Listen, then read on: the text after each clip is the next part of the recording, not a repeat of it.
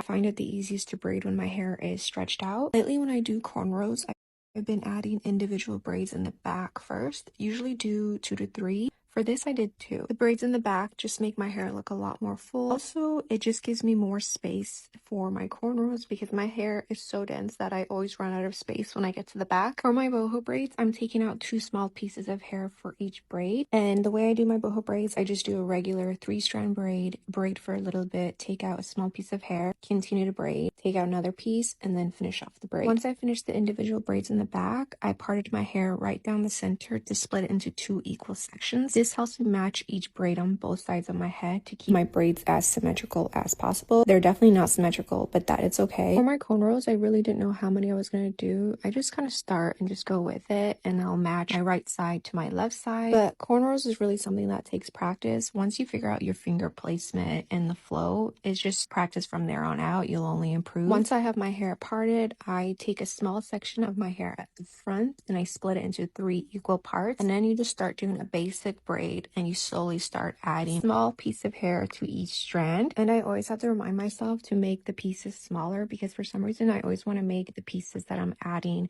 to my cornrows like larger.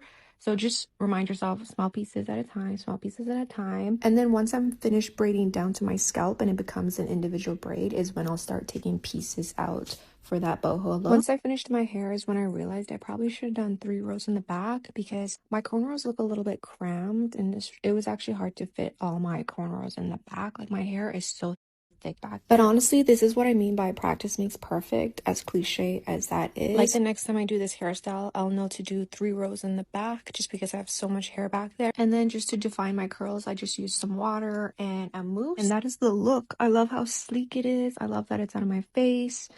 And this is such a good break for my hair because I've been styling it so much recently. I also just love how versatile this hairstyle is. Like if I wanted, I could put this in a low ponytail and I think this looks so nice.